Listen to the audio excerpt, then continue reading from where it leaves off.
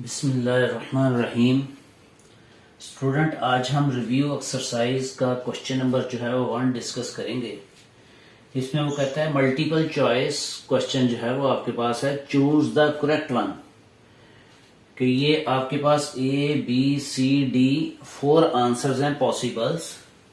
First part के 4 possibles answers हैं, इनमें से करेक्ट वन को जो है वो चूज करना है। तो आप ये देखें कि ये फर्स्ट में 27 है, तो 27 किसी भी लिहाज से 8 नहीं बनेगा। तो लिहाजा ये दोनों जो है वो इनको तो सिलेक्ट ही नहीं करना, सिर्फ इन दोनों में से हमने देखना है कि करेक्ट वन कौन सा है। क्योंकि ये 27 जो है, अगर आप तवज्जो से गौर करें तो इधर 3 को 3 टाइम्स मल्टीप्लाई करें तो 27 आता है। दैट मीन कि ये 3 के मल्टीपल्स में 8 नहीं आता, लिहाजा ये दोनों जो है वो करेक्ट आंसर्स में नहीं आएंगे। तो अब इसको सॉल्व करते हैं। याद रखें स्टूडेंट्स, कभी भी आपने बगैर सॉल्व के चूज नहीं करना कि कौन सा करेक्ट आंसर है। तो लिहाजा हम इसको सॉल्व करते हैं। देखें, गौर करें। -2/3, ये जो एक्सपोनेंट है ये 27 के ऊपर भी आएगा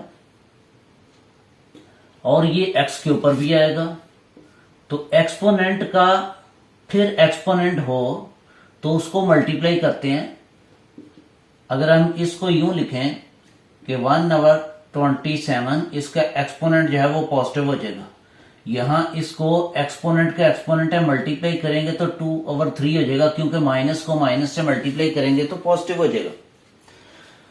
अब ये जो 27 है इसको हम लिख सकते हैं 3 का एक्सपोनेंट 3 और ऊपर एक्सपोनेंट है 2/3। तो ये कैंसिल होके जो है वो आपके पास आ गया। इसको सॉल्व करें तो इसको हम लिख सकते हैं x² होल का एक्सपोनेंट 1/3। इसको ऐसे क्यों किया? क्योंकि एक्सपोनेंट का एक्सपोनेंट मल्टीप्लाई होगा तो ये फिर 2/3 आ जाएगा। तो यहां नीचे जो है वो 3 का एक्सपोनेंट सिर्फ 2 बच गया। तो 3 का एक्सपोनेंट 2 का मतलब है कि 9, ये तो 9 हो गया।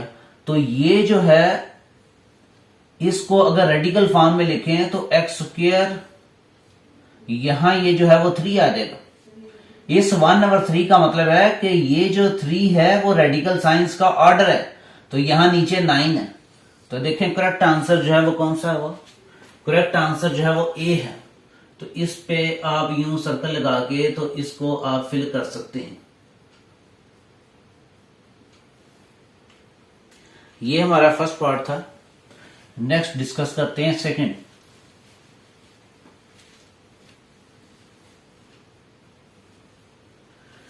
सेकंड में वो कहता है राइट, इसको राइट करें इन एक्सपोनेंशियल फॉर्म में।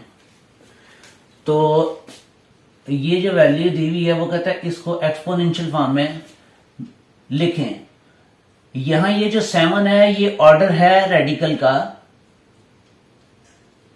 अगर यहां 7 ना होता, यूं होता, तो इसका मतलब है कि x के ऊपर 1/2 आ जाता। तो अगर यहां 2 की बजाय अगर यहां 7 आ गया तो इसका मतलब है x का एक्सपोनेंट जो है वो 1/7 होगा। तो देखें इनमें से करेक्ट आंसर जो है वो आपका कौन सा है? तो C जो है वो करेक्ट आंसर है।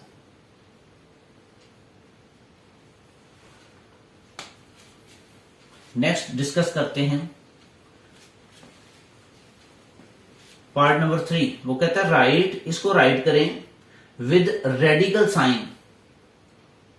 रेडिकल साइन में राइट करना है इसको। 4 का एक्सपोनेंट है 2/3, इसको हम लिख सकते हैं 4 का एक्सपोनेंट 2 और होल का एक्सपोनेंट 1/3। जब 2 को और 1/3 को एक्सपोनेंट का एक्सपोनेंट, लॉज ऑफ एक्सपोनेंट में आपने पढ़ा हुआ है कि जब इन दोनों को मल्टीप्लाई करेंगे तो देखें दोबारा 2/3 आ जाएगा। तो दैट मीन कि ये 2/3 को इस फॉर्म में लिख लें।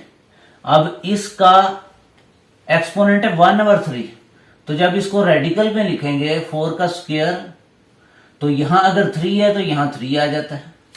तो देखें करेक्ट आंसर जो है वो कौन सा है कि क्या 4 के ऊपर 3 इधर है? नो। 4 के ऊपर 6 ये दोनों ही नहीं है। 4 के ऊपर ओनली 3 नो। तो फर्स्ट 4 के ऊपर स्क्वायर और ये इसका ऑर्डर है रेडिकल का 3। तो करेक्ट आंसर जो है वो हमारा ए है। स्टूडेंट इसको सॉल्व करके तो फिर चूज करें कि इनमें से करेक्ट आंसर कौन सा है। नेक्स्ट डिस्कस करते हैं पार्ट नंबर 4। वो कहते हैं in the radical science, in the radicand sign, ये नंबर इसका है 4 में वो कह रहा है द रेडिकेंड इज, कि इसमें रेडिकेंड क्या है? Radicand is. तो रेडिकेंड हम डिस्कस कर चुके हैं कि ये जो रेडिकल साइंस के अंदर होता है इसको बोलते हैं रेडिकेंड।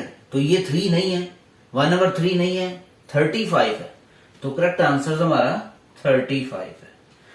यानी रेडिकल साइंस के अंडर जो भी चीज होगी वो रेडिकेंड होता है, इसको रेडिकेंड बोलते हैं। तो लिहाजा सी जो है वो करेक्ट आंसर है। नेक्स्ट चेक करें 25/16 एक्सपोनेंट है -1/2। तो स्टूडेंट अगर हम इसको 25/16 को यूं लिखें कि 16/25, मैंने क्या किया कि ब्रैकेट्स के अंदर न्यूमरेटर और डिनोमिनेटर को रिप्लेस कर दिया, चेंज कर दिया। तो जब चेंज करते हैं तो ऊपर वाला एक्सपोनेंट है उसका साइन चेंज हो जाता है। ये -1/2 है तो 1/2 हो जाएगा। तो अब 16 का मतलब है 4 का स्क्वायर और 25 का मतलब है 5 का स्क्वायर, होल का एक्सपोनेंट है 1/2। अब ये स्क्वायर दोनों के ऊपर है, हम इसको यूं लिख सकते हैं कि 4/5 होल स्क्वायर और होल का एक्सपोनेंट है 1/2। अब देखें एक्सपोनेंट का एक्सपोनेंट आपस में कैंसिल होगा मल्टीप्लाई होने के बाद, तो आपके पास आंसर जो है वो 4/5 है। ये दोनों के साथ माइनस है, इसको निफिए, करेक्ट आंसर है बी। तो स्टूडेंट पार्ट नंबर 5 का करेक्ट आंसर है 4/5। सॉल्व करने के बाद आप तसल्ली से इसको देखें, चेक करें कि इसका आंसर क्या होना चाहिए, फिर चूज करें। स्टूडेंट्स ये क्वेश्चन नंबर 1 का फर्स्ट पार्ट से लेके 5 तक हमने डिस्कस किया। उम्मीद है इसको आप अंडरस्टैंड कर गए होंगे। Thank you, Allah Hafiz.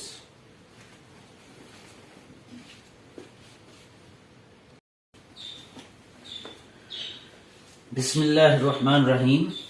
Student review exercise question number 1 का हम 6 पार्ट जो है वो डिस्कस करेंगे। वो कहता है चूज द करेक्ट वन, इनमें से करेक्ट आंसर कौन सा है। फर्स्ट में वो कहता है कॉन्जुगेट ऑफ दिस, 5 + 4 आयोटा का जो कॉन्जुगेट है इनमें से चेक करना है कि ये कॉन्जुगेट कौन सा है। तो आपको पता है कॉन्जुगेट फाइंड आउट करने के लिए किसी भी कॉम्प्लेक्स नंबर का आयोटा के साथ वाला जो कोफिशिएंट है, आयोटा के साथ जो कोफिशिएंट है उसका साइन चेंज करेंगे।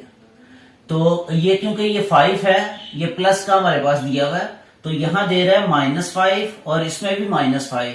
दैट मीन कि ना ही करेक्ट आंसर ए है और ना ही बी है, इस 5 की वजह से।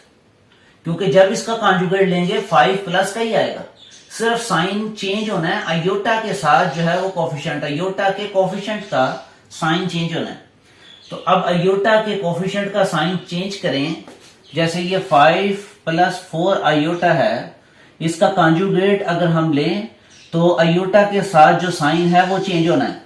तो यहां ये देखें साइन चेंज ही नहीं हुआ, एज इट इज दिया हुआ है, तो इसका मतलब डी भी करेक्ट आंसर नहीं है।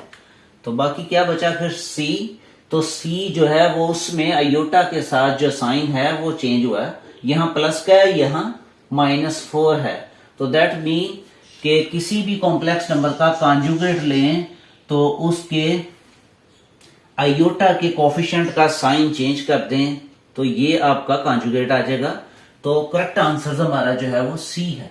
लॉजिक से चेक करना है, आपने डायरेक्ट रटा स्टूडेंट्स नहीं लगाना, क्योंकि एग्जामिनर जब पेपर में थोड़ी सी तब्दीली करेगा तो आपका रटा फेल हो जाएगा। तो लिहाजा कैलकुलेट करके चेक करें कि इसका करेक्ट आंसर क्या है। तो ये था पार्ट नंबर 6, जिसका कॉन्जुगेट हमने कहा कि C is the correct answer. Next student check करते हैं पार्ट नंबर 7। इसमें वो कह रहा है द वैल्यू ऑफ आयोटा का एक्सपोनेंट 9 है, यानी आयोटा का एक्सपोनेंट 9 है तो इसकी वैल्यू क्या होगी। हमने 2.5 एक्सरसाइज में पढ़ा हुआ है कि अगर आयोटा का एक्सपोनेंट इवन है तो फिर डायरेक्ट ही आप इसको यूं आयोटा स्क्वायर का यूं लिखें कि इसका हाफ करके 2 4 8। लेकिन अगर ऑड हो तो आप इसको 2 बेसिस में लिख लें। एक आयोटा का एक्सपोनेंट 8 लिख लिया और एक आयोटा का एक्सपोनेंट 1 लिख लिया हमने। According to the base law के मुताबिक कि अगर बेसिस सेम हो तो एक्सपोनेंट ऐड हो जाते हैं, तो यहाँ 8 + 1 जो है वो 9 हो जाएगा। इसको सॉल्व करेंगे, सॉल्व करने के बाद चेक करेंगे इसकी वैल्यू क्या आती। अब ये जो आयोटा का एक्सपोनेंट 8 है इसको हम लिख सकते हैं आयोटा स्क्वायर का एक्सपोनेंट 4 और ये आयोटा 7 वैसे। लेकिन ये आयोटा स्क्वायर जो है वो हमें पता है कि -1 के इक्वल होता है, ये हम पढ़ चुके हैं। अब ये देखें -1 का एक्सपोनेंट इवन है, तो इवन जो है वो नेगेटिव को खत्म कर देता है। तो ये जस्ट हमारे पास ये जब इवन को, ये जो इवन नंबर है माइनस को खत्म करेगा, आएगा 1। तो 1 का एक्सपोनेंट 4 जो है इक्वल 1। 1 का एक्सपोनेंट अगर 100 भी आ जाए तो फिर भी 1 होगा। तो ये 7 आयोटा, तो आयोटा को 1 से मल्टीप्लाई करेंगे तो आयोटा, इसकी कैलकुलेशन के बाद हमारा आंसर आया आयोटा। तो ये देखें माइनस आयोटा, ये आयोटा, -1 1, और तो करेक्ट आंसर जो है वो हमारा सी है। C is the correct answer. Next student discuss करते हैं हम। बार बार रिपीट कर रहा हूं कि ये मल्टीपल चॉइस में ना ही कटिंग जो है वो अलाउ होती पेपर में, तो लिहाजा अलहदा से एक रफ पेज होता है जिसपे आप कैलकुलेशन करके तसल्ली से चेक करेंगे, उसके बाद चूज करेंगे कि आपका करेक्ट आंसर क्या है। क्योंकि सिर्फ निशान सर्कल लगाने में 30 सेकंड लगते हैं, तो लिहाजा तसल्ली से आप पहले इसको वॉच करें, पढ़ें और फिर इसको कैलकुलेट करके इसका करेक्ट आंसर लगाएं। तो नंबर 8 में वो कहता है every real number is, every real number जो है वो पॉजिटिव इंटीजर होते हैं। आपको पता है इंटीजर जो है -1 इंटीजर्स, सेट ऑफ इंटीजर्स हमने पढ़ा हुआ है 1 2 3 up to so on, -1 -2 up to so on। देखें जीरो के राइट साइड की तरफ पॉजिटिव इंटीजर्स होते हैं, जीरो के लेफ्ट साइड की तरफ नेगेटिव इंटीजर्स होते हैं। अब वो कहता है एवरी रियल नंबर, क्या हर रियल नंबर जो है वो पॉजिटिव इंटीजर होता है। तो पॉजिटिव इंटीजर तो ये हुए, तो 0 भी तो रियल है, तो दैट मीन कि ये फर्स्ट करेक्ट आंसर नहीं होगा। -1 भी तो रियल है, तो वो कहता है हर रियल नंबर जो है वो पॉजिटिव होता है, ये गलत है, तो ए जो है वो हमारा आंसर करेक्ट नहीं होगा।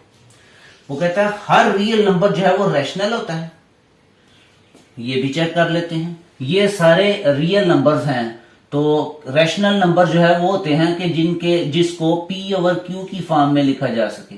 अगर इन तमाम के नीचे 1 1 लगा दें तो ये रैशनल नंबर तो बन जाएंगे। लेकिन अब ये बताएं कि ये जो चीज है, अगर रेडिकल साइंस के अंदर प्राइम नंबर ले लें तो इनको इस फॉर्म में नहीं लिखा जा सकता।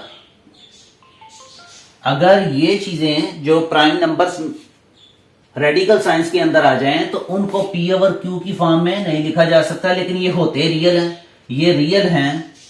तो दैट मीन कि हर रियल नंबर जो है वो रैशनल होता है। ये इसके मुताबिक ये भी गलत है। क्या हर रियल नंबर नेगेटिव इंटीजर होता है? जैसे मैंने पॉजिटिव का बताया कि ये देखें, ये भी रियल नंबर है और ये पॉजिटिव होते हैं, ये पॉजिटिव इंटीजर्स हैं, तो ये रियल नंबर भी होते हैं लेकिन नेगेटिव तो नहीं है। तो वो कहता है हर रियल नंबर नेगेटिव होता है, दैट मीन कि ये भी ठीक नहीं है। तो सिर्फ ये बचा है कि every real number is a complex number. तो ये जो है वो करेक्ट है कि कोई भी रियल नंबर है वो कॉम्प्लेक्स नंबर होता है। कि अगर ये a है तो इसको हम लिख सकते हैं a प्लस 0 इंटू आयोटा, क्योंकि 0 को आयोटा से मल्टीप्लाई करेंगे तो ये टोटल 0 ही आ जाएगा। तो ये फिर रियल, यानी कोई भी नंबर ले रहे हैं उसको कॉम्प्लेक्स नंबर की फॉर्म में, कोई भी रियल नंबर है वो कॉम्प्लेक्स नंबर होता है, यानी 2 प्लस 0 इंटू आयोटा, ये कॉम्प्लेक्स नंबर की स्टैंडर्ड फॉर्म है। तो आपका इसमें जो करेक्ट आंसर है वो डी, कि every real number is a complex number. Every real number complex number होता है, ये मैंने आपको बताया लिख के। नेक्स्ट डिस्कस करते हैं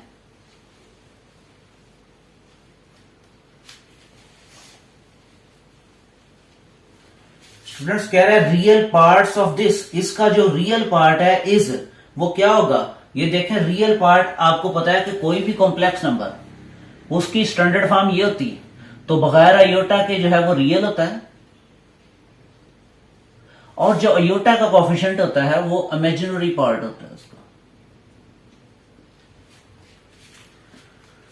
तो अब आप ये ना कहना कि ये इसके साथ क्योंकि अयोटा नहीं है तो लिहाजा ये जो है वो रियल पार्ट होगा इसका। ये टोटल को पहले कैलकुलेट करेंगे तो फिर चेक करेंगे कि इसका रियल पार्ट क्या है। तो वैसे भी सिंगल उसने 2 आंसर्स दिया ही नहीं हुआ, इसको सिंप्लीफाई करेंगे तो ये है माइनस अयोटा, ब्रैकेट में है 3 अयोटा प्लस 2। इसको सिंप्लीफाई करेंगे, इसको सिंप्लीफाई करके चेक करेंगे, इसको स्टैंडर्ड फॉर्म में लिखेंगे।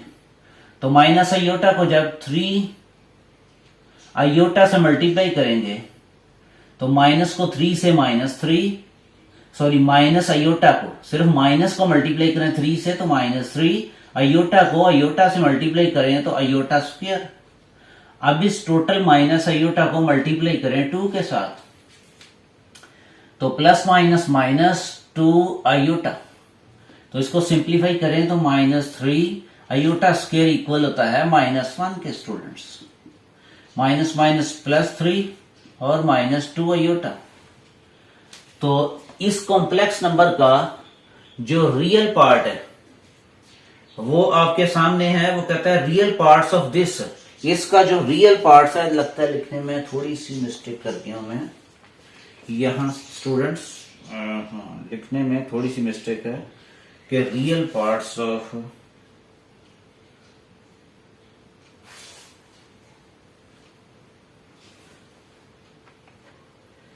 इसको असल में ये था students 2ab into iota plus iota square, ये चीज था। इसको चेक करना था कि इसका जो रियल पार्ट्स है वो क्या है। तो नीचे 3 पॉसिबल आंसर्स हैं, 2ab -2ab 2ab अयोटा और -2ab अयोटा।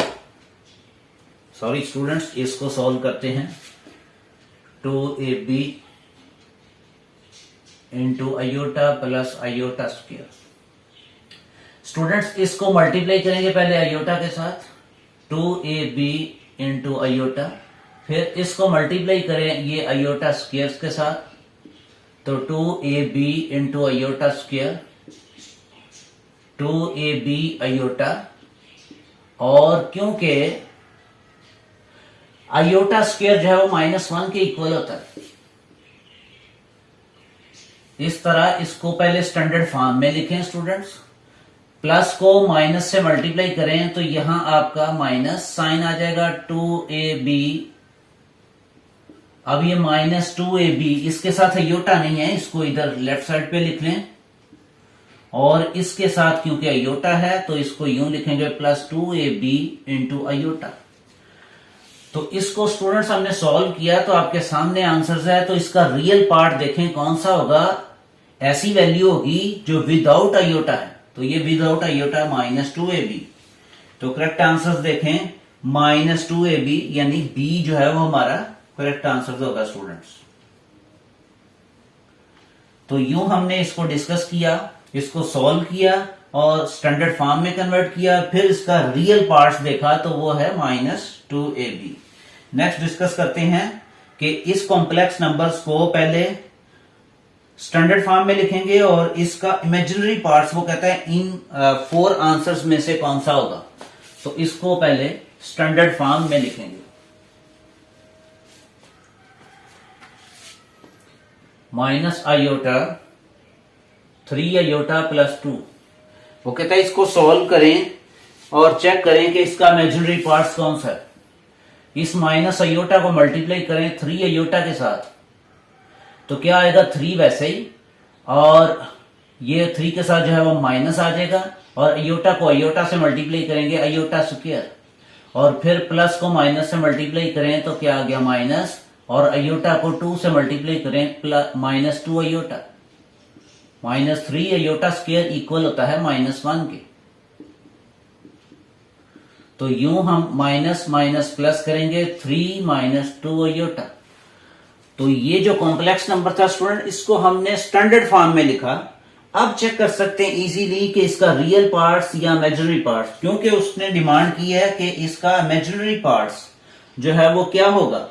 तो ये 4 पॉसिबल आंसर्स हैं। इमेजिनरी पार्ट्स आप खुद चेक कर सकते हैं। अब आयोटा के साथ जो साइन, आयोटा के साथ जो वैल्यू है, ये इसका इमेजिनरी पार्ट होगा, यानी -2। तो ए जो है वो हमारा करेक्ट आंसर है, इसको हम सर्कल करेंगे, तो ए इज द करेक्ट आंसर। ये था स्टूडेंट्स नंबर 10। उम्मीद रखता हूं ये आप अंडरस्टैंड कर गए होंगे। Thank you. Allah Hafiz students.